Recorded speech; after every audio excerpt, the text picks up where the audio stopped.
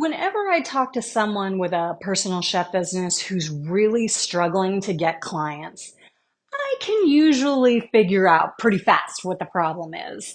I don't want this to happen to you if you're just getting started, so I'm going to share the big, obvious F ups that I see all the time in people that don't have as many clients as they want, and I'm going to share what you should do instead.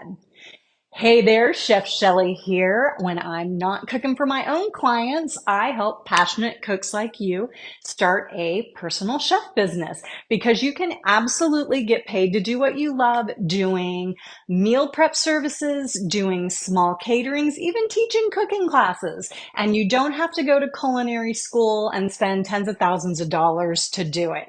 So if that's something that you're interested in, you're watching this on YouTube, hit subscribe and be sure to ring the little bell so that you never miss a weekly video. Or if you're on my Facebook page, like and follow so you don't miss a post. So the first big mistake that I see a lot is people who have a really crappy website or even no website. And it doesn't have to be a Facebook page. I mean, a website. I totally count a Facebook page. So things that people do are wait until they think they can hire some high paid web designer to make it for them. You totally do not need to do that. Any place that you can register a domain name like GoDaddy or Bluehost, they totally have templates that you can easily set up your own website yourself. Mistake number two on the website, bad pictures or Facebook page. If you can't take the time to just get some basic food photography skills down, then skip putting up crappy pictures. You've seen them, the pile of just brown goo that you can't even tell what it is. And don't get me wrong, that probably looks delicious in person. Food photography is just a different bag of cats, and there are some basic and not intuitive things that you need to know to be able to take good food pictures to put online. If you don't have the time or desire to do that, then just invest in some decent stock photos. You can probably even find a free website because putting up bad pictures is just turning people off to your food. The third thing I see people doing on their website is just bad messaging. You need to be able to clearly represent yourself and your skills in a way that makes the client want to hire you. And the way to do that is to talk to things the client wants to read. The client wants to know what you're going to do for them, not where you went to school or what you like to do on your weekends or anything like that. They want to know what's in it for them.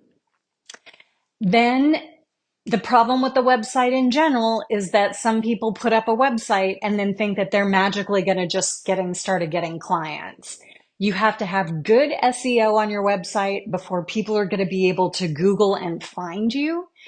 And that can be a great tool to get leads for your personal chef business, but it is a slow burn. Again, the best way when you're just starting out is to actually have interactions with people. So those are website mistakes. The second thing I see, and this, you may not think this is a problem, but I see it over and over again, is people not getting back to people who've asked them about their services. Like, not only does this make you look unprofessional, but it's just costing you clients, okay? This is not high school. Don't play the 3-day game where when someone calls you or whatever, you wait 3 days to call them back so you don't look too needy. This is business.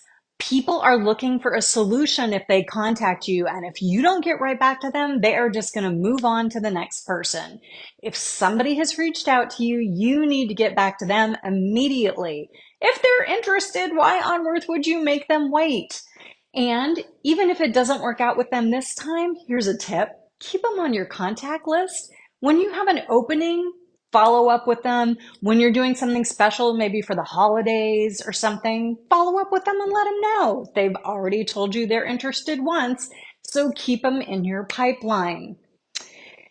The third big mistake I made, and I touched on this briefly under website, is Focusing only on online marketing. Relying solely on online marketing and not doing other things such as telling people in real life, asking people for referrals, hitting up moms groups, trying to do demos at church, anything like that, just really limits your outreach. And that's not even getting into the fact that people that just want to put pictures of food or whatever on Instagram and never get leads from it. There's a whole different learning curve that goes into marketing a local business on a global platform like Instagram. So regardless of even if you're using it correctly or not, you want to make sure you're actually having conversations with people, meeting people in real life, or actually messaging and having back and forth with people on social media, not just posting. Online only is probably not going to cut it for you, or it'll be slower. Just depends on how fast or slow you want to get clients. Number 4, having, big mistake, a million different services without clear, simple messaging. Listen, I know you're multi-passionate.